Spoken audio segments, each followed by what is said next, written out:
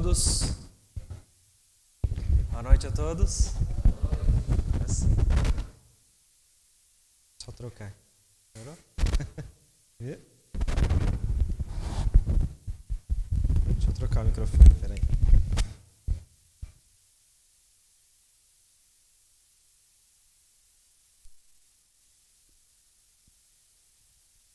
Alô, som? Agora sim, melhor. Irmãos, momentos como este são importantes para nós, como igreja, como povo do Senhor, são momentos marcantes, né? Nós acabamos de declarar ao Senhor, né, através destes louvores, que nós consagramos todo o nosso ser ao Senhor nesse instante, toda a nossa vida. Então nós temos momentos que nós passamos que marcam a nossa história. Momentos que nós nos reunimos com o povo do Senhor são extremamente importantes, mas ao longo da história, eu e você podemos dizer que já tivemos inúmeros episódios que você traz na sua mente e você diz: esse dia foi marcante na minha história. Esse dia foi extremamente importante para mim. Alguns nos proporcionam pela sua alegria, podem nos marcar por tristeza, por dores, mas alguns por alegria, por momentos tão prazerosos que nós não nos cansamos de falar deles, não nos cansamos de contar os detalhes deles. Poderíamos passar horas falando de momentos que nos trazem à memória estes prazeres, detalhes que você ainda não contou e você começa a contar porque aquilo foi importante para você. E assim eu posso dizer sobre um fato que aconteceu no ano de 2016, na minha vida. A expectativa nesse ano era muito grande.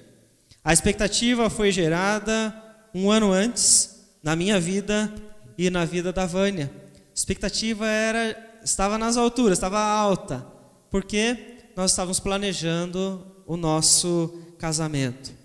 E nesse planejamento, nessa expectativa de uma data que marcou as nossas vidas, dois detalhes nós tivemos que organizar, que aqueles que já passaram também tiveram que fazê-lo, aqueles que vão passar provavelmente também vão fazê-lo. O primeiro deles é a questão da vestimenta. Nos levou a várias lojas, né? Não é todo mundo que tem um vestido de noiva em casa, né? Não é todo mundo que tem um terno diferente para poder casar, né?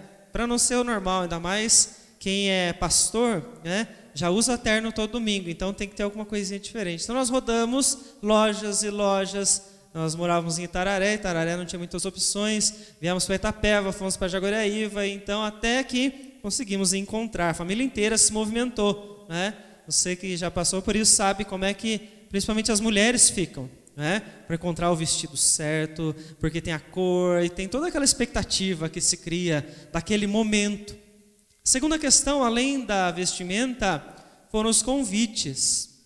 Para quem nós vamos entregar? Quando nós vamos entregar? Então nós compramos o modelo que nós queríamos, que nós gostamos, imprimimos o convite, porque nós somos desses, né? Já comentei com os irmãos, de fazer, nós gostamos de fazer, imprimimos, fizemos do jeito que nós queríamos e entregamos para todos aqueles que nós queríamos que estivessem junto conosco naquela data. É um momento importante, então nós queríamos as pessoas que nós mais amávamos perto de nós. E entregamos os convites e esta expectativa então ficou nos nossos corações. Momentos preciosos, memória de tempos de expectativa, de uma alegria tão grande que se vocês deixassem eu ficaria aqui contando detalhe por detalhe e passaríamos aqui mais alguns dias conversando sobre isso, porque é muita coisa, são muitas pessoas, são muitas situações em que nós vivemos.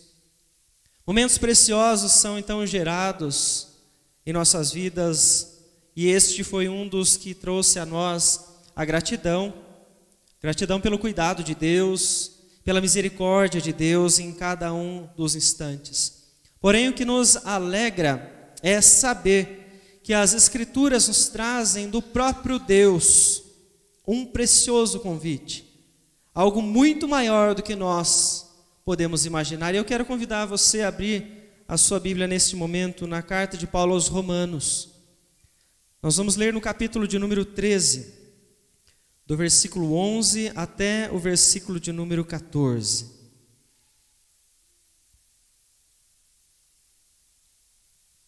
Carta de Paulo aos Romanos, capítulo 13, do versículo 11 ao 14.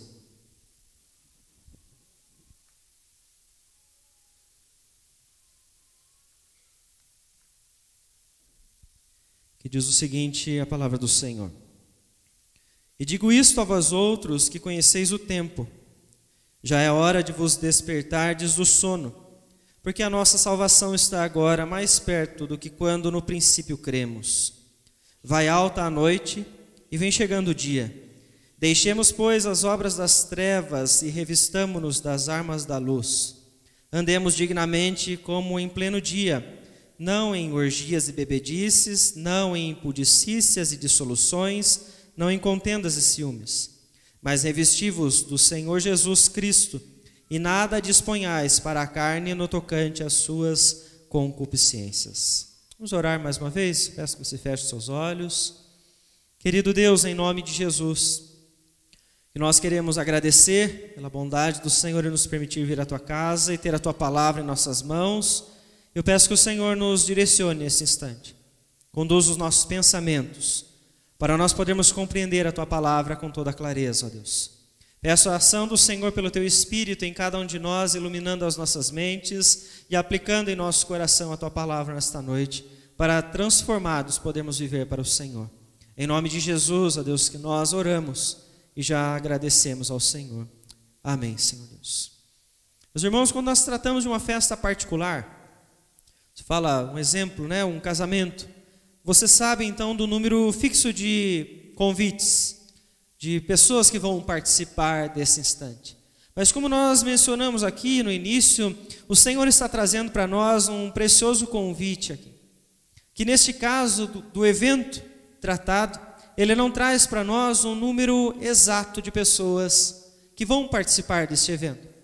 Portanto, aqueles que receberem o convite e não recusarem, terão o privilégio de desfrutar de um grande momento.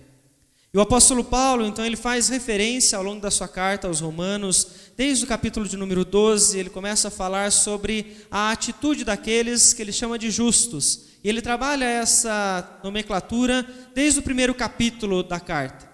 Ele vem falar então quem são os justos, ele vem falar da justiça que nós recebemos em Deus, e então no capítulo 12 começa a falar como vivem esses que são os justos. Por essa causa, então, ele começa dizendo, no versículo de número 11, e digo isto a vós outros que conheceis o tempo. Quando ele usa, então, a expressão, digo isto, ele está, então, se referindo a tudo aquilo que ele vem falando desde o capítulo 12. Todas as ações que os justos, então, deveriam ter perante o Senhor, e aqui ele vem trazer uma conclusão deste trecho, ao qual ele está, então, comentando aos romanos. E esta palavra vai ser muito importante para nós, então eu quero que você guarde bem ela, esta palavra isto, está no versículo 11, porque ela vai nos ajudar a compreensão daquilo então que ele está nos convidando para fazer, de qual evento ele vai então nos mostrar ao longo do texto. Vejam só que quando nós falamos de um evento, todo evento que é organizado, ele tem uma data para acontecer, ele tem um tempo certo para ocorrer. Então nós vemos aqui que o convite enviado, ele demonstra um período. E os detalhes deste período, eles começam a surgir quando nós então analisamos o próprio versículo 11, o primeiro desse trecho. Ele vem dizer então, eu digo isto a vós outros, que conheceis o tempo. Já é hora de vos despertardes do sono, porque a nossa salvação está agora mais perto do que quando no princípio cremos. Veja então que este texto, o apóstolo Paulo está direcionando, como nós falamos, a fala para aqueles que são justos, porque eles precisam ser capazes de entender as promessas de Deus. Quais promessas então que o apóstolo Paulo está trazendo aqui nestas linhas destes versículos? Os justos creem nisso. Os justos compreendem o que ele está falando e por isso ele está trazendo este alerta a estes então que faziam parte da igreja de Roma. Veja, ele está falando aqui sobre a promessa de salvação. O versículo de número 11, ele vem dizer então, porque a nossa salvação está agora mais perto do que quando no princípio nós cremos. Veja então que ele está dizendo que o tempo de se concretizar de maneira plena a nossa salvação já está mais perto do que quando você começou a crer em Cristo Jesus. Seja você que começou há uma semana atrás, a você que começou há 30 anos, 50 anos, o tempo já está mais perto do que antes, do que quando nós começamos a entender sobre as verdades de Cristo, quando você começou a ouvir o Evangelho. Paulo está dizendo aos romanos exatamente isso: vocês começaram a crer em um tempo, agora já está mais perto, porque o tempo está passando, porque este período ao qual o Senhor então nos mostra que vai então nos preparar para este instante do grande evento, Ele está falando que esse período está passando. Esse período não parou e está esperando algo, não, está acontecendo. E o dia então da nossa salvação está cada vez mais perto de acontecer. O próprio Jesus, quando em Mateus capítulo 24, ele vem falar então do princípio das dores e da grande tribulação, ele vem nos ensinar então que o fim dos tempos já começou. O fim dos tempos então será repleto de terremotos, de guerras, do amor que vai se esfriar. E você observa que esses detalhes todos que Jesus inseriu em Mateus 24, eles já estão presentes. Eles estão presentes desde a morte, ressurreição e ascensão de Cristo Jesus. Está acontecendo talvez com mais intensidade, mas eles não começaram ontem e não vão começar, não, já está acontecendo os últimos dias. Nós podemos dizer então que eles se intensificaram, porque como diz a palavra do Senhor, o dragão se viu atirado para a terra e perseguiu a mulher que dera à luz o filho varão. Esta é uma expressão que você encontra na revelação de Apocalipse. Apocalipse capítulo 12 vem falar então exatamente deste momento, quando então há o nascimento do filho varão, nascimento do filho da promessa, e este então vem para pagar um grande preço.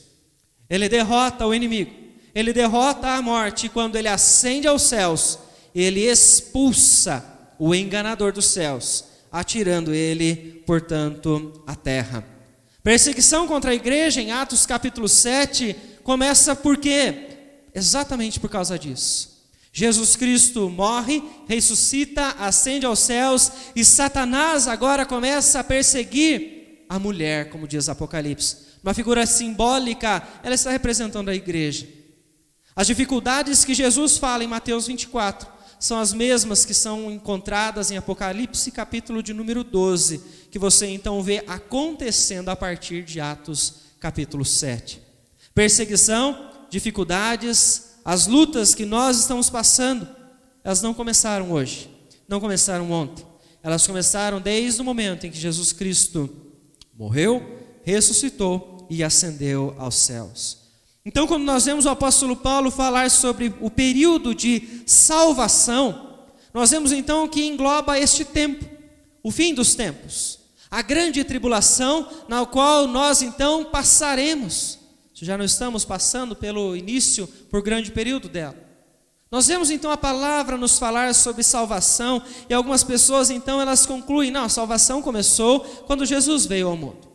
A salvação começou então quando Jesus Cristo morreu. Ou a salvação começou quando eu passei a acreditar? Não. Efésios capítulo 1 diz então que a salvação começou desde antes da fundação do mundo. O Senhor elegeu para si aqueles que seriam dele, desde antes da fundação do mundo. Então essa salvação, essa proposta de redenção vinda da Trindade, ela não começa na morte, no nascimento de Jesus, ou no momento em que você passou a crer. Salvação começou então desde antes da fundação do mundo. E quando ela vai terminar, o apóstolo Paulo então nos diz na sua carta aos Filipenses: a obra vai ser completa em cada um de nós no dia de Cristo Jesus. Então veja sobre isso que Paulo está falando neste momento.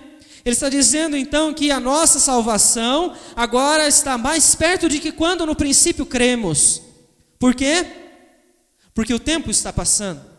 E o dia da volta de Cristo Jesus está cada vez mais perto. O período, então, deste convite que nós recebemos esta noite, ele está acontecendo. E está se aproximando deste grande evento que o Senhor, então, traz para todos aqueles que são justos, todos aqueles que creem.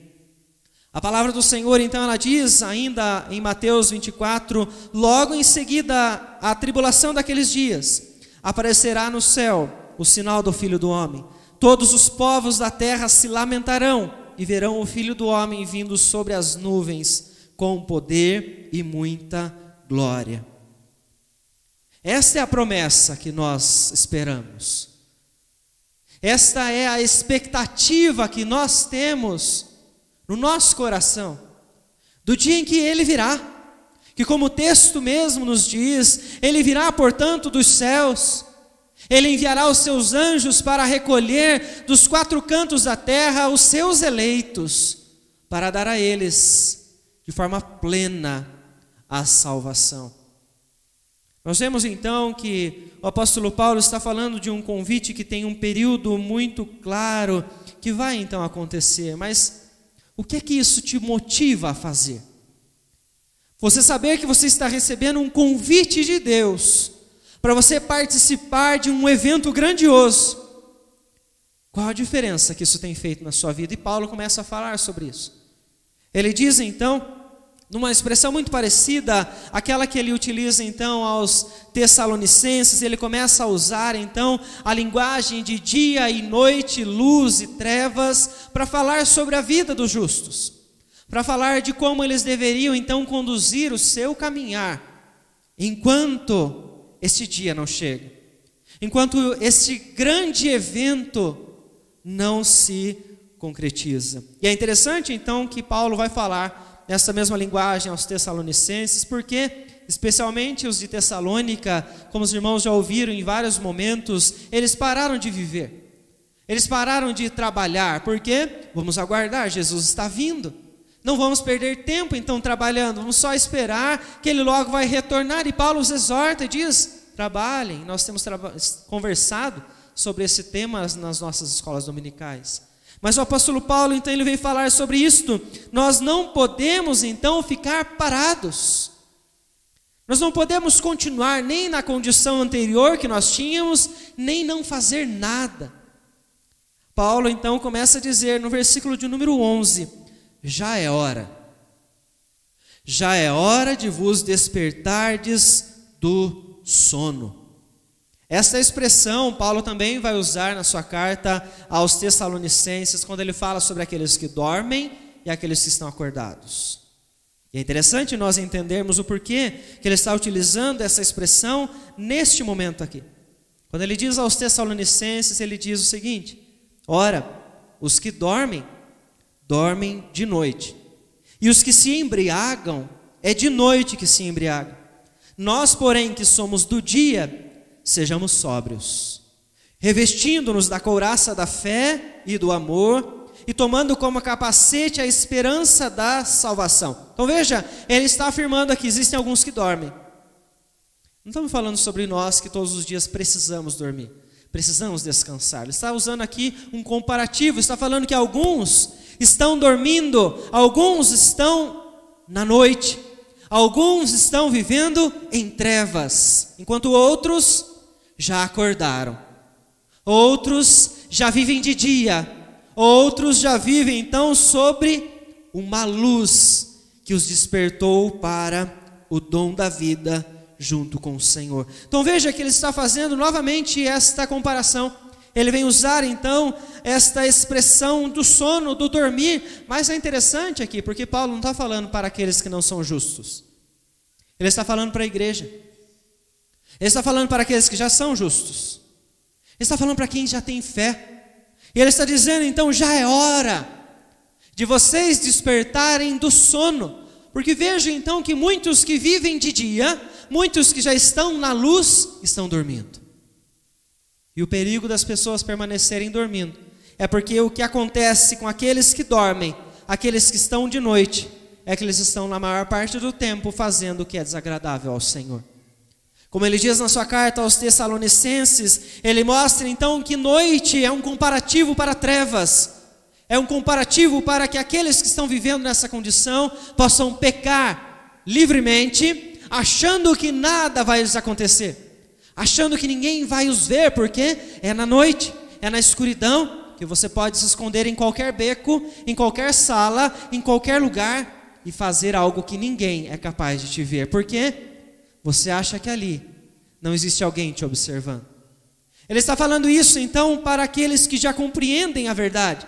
Ele está dizendo: não vivam como eles, porque vocês não são aqueles que dormem, vocês são aqueles que já estão vivendo à luz do dia, porque a luz de Cristo já brilha em vocês, porque a luz de Cristo já abriu os vossos olhos para vocês poderem desfrutar da vida em comunhão com o Senhor. Mas nós estamos falando aqui de um convite. O precioso convite, então, que tem um período específico, ele traz uma grande promoção. Ele promove mudanças. Ele muda a vida daqueles, então, que vão participar deste grande evento. E por isso, quando você pensa no evento, você precisa se preparar para isso.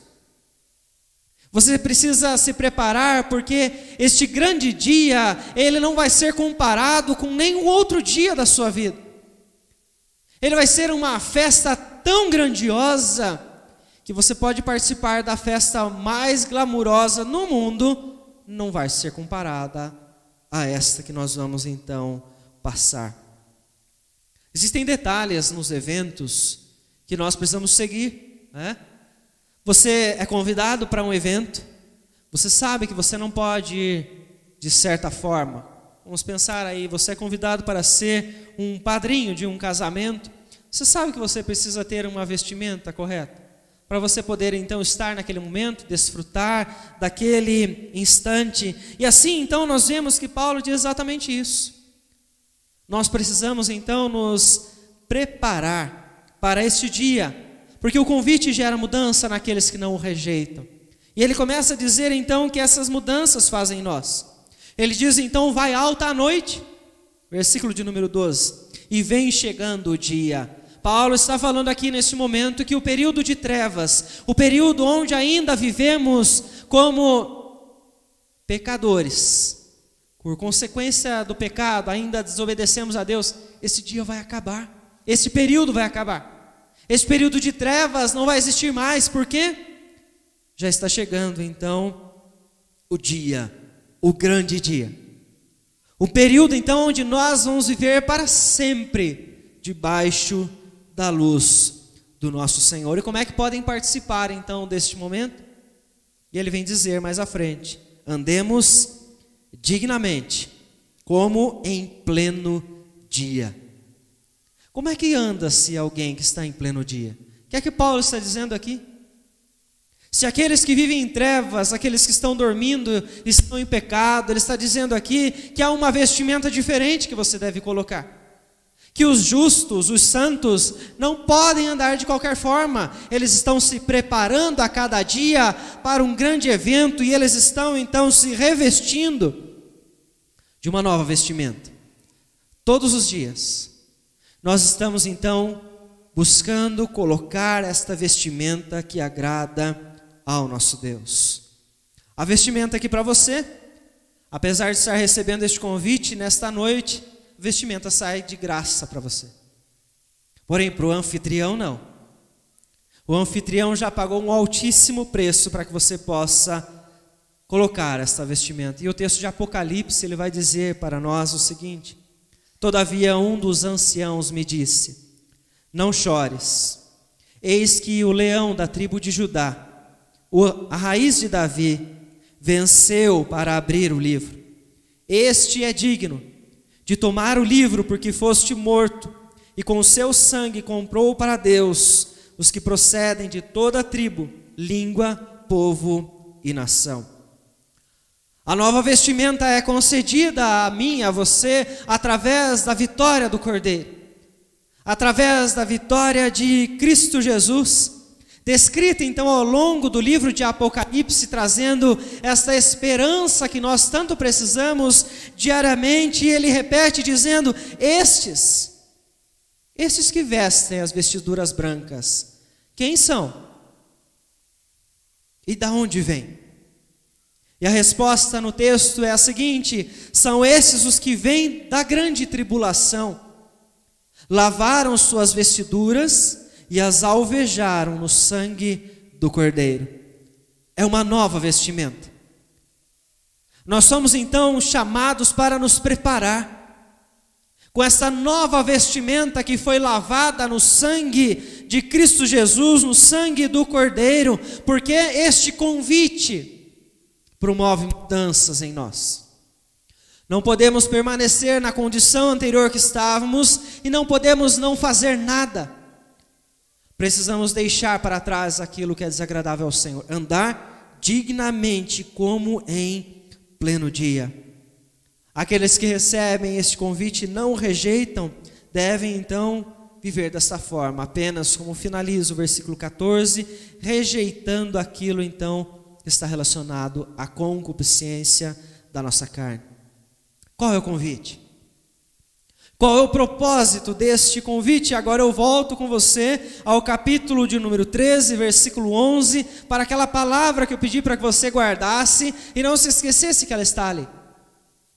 O texto então começa dizendo nesse trecho: e digo isto a vós outros que conheceis o tempo. Vejam só então como nós falamos, Paulo vem desde o capítulo de número 12 falando das práticas que devem ter aqueles que são justos. Mas quando ele vem então começar este período, ele vai afunilar, e ele está se referindo especificamente não a todas as práticas, mas a uma prática que está no versículo de número 8. Capítulo 13, versículo 8, ele diz: a ninguém fiqueis devendo coisa alguma, exceto o amor com que vos ameis uns aos outros, pois quem ama o próximo tem cumprido a lei. A prática aqui que ele está dizendo é sobre o amor. Então ele está dizendo: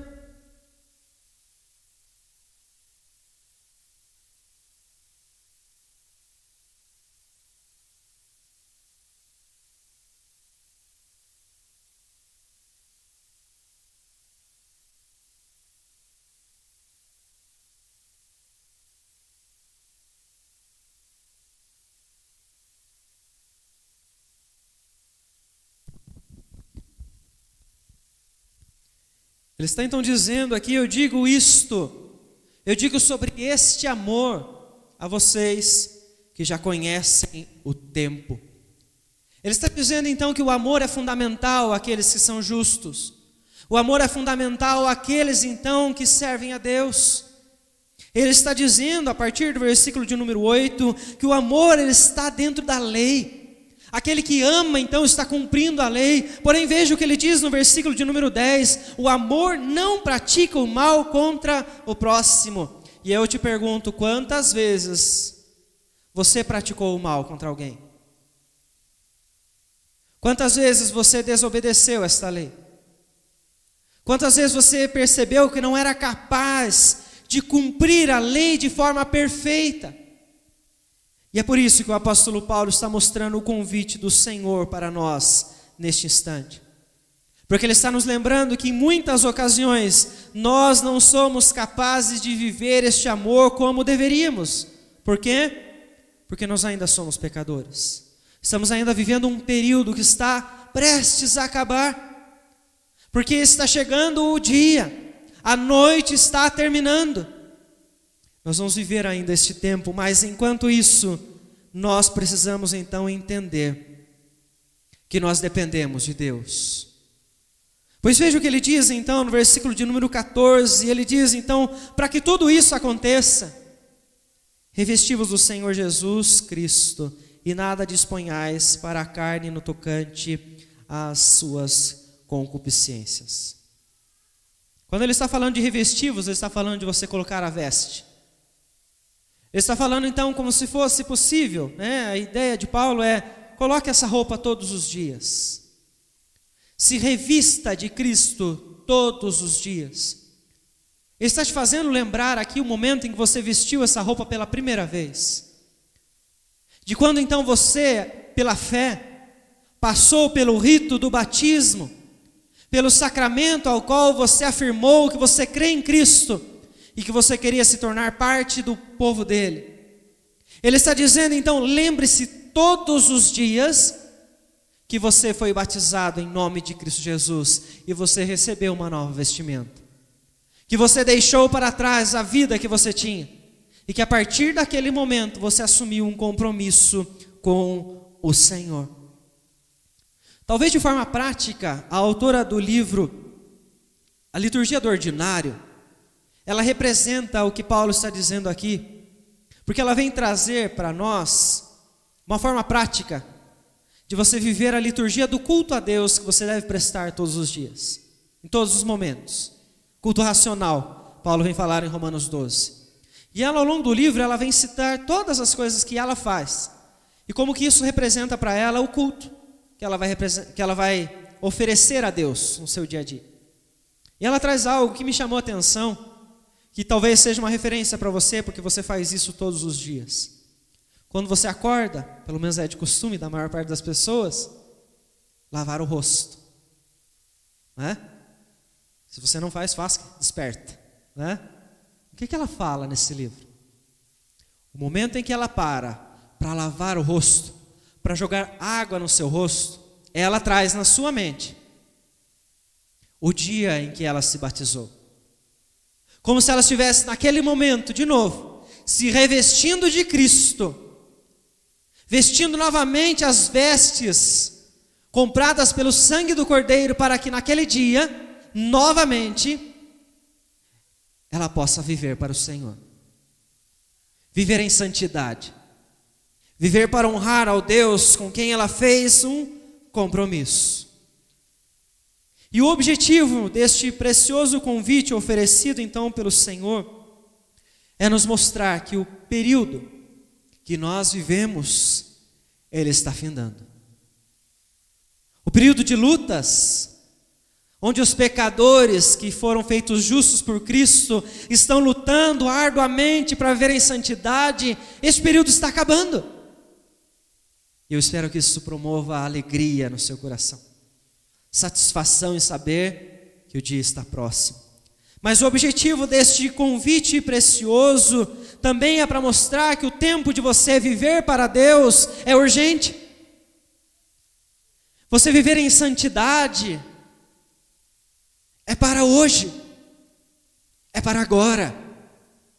Pois desde o instante em que você foi batizado em nome de Cristo, você então fez um compromisso e deveria então se esforçar para continuar na presença do Senhor. Porém, algo importante que nós falamos aqui sobre o amor, sobre a prática daquele que é justo. Eu e você não conseguimos viver para o Senhor sem a graça de Cristo Jesus.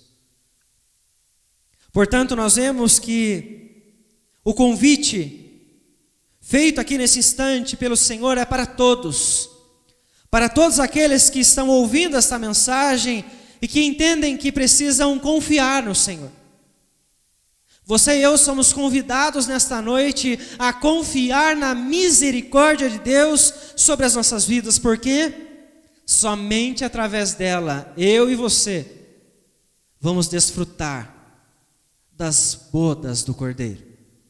Somente através da graça e da misericórdia de Deus, eu e você vamos desfrutar deste grande evento que o Senhor tem preparado para a sua igreja, que o Senhor tem preparado para os justos. E nós não estamos tratando aqui de um instante de arrebatamento secreto, que a igreja vai então conhecer o Senhor antes dos demais. Não, esse momento não existe base bíblica para alguém afirmar que a igreja vai ser levada e alguns vão desaparecer. Não, haverá um momento só, e este momento se aproxima. A volta do nosso Senhor Jesus Cristo está próxima. É o momento de encontro, do encontro da noiva, que é a igreja, com o seu noivo, que é Cristo Jesus.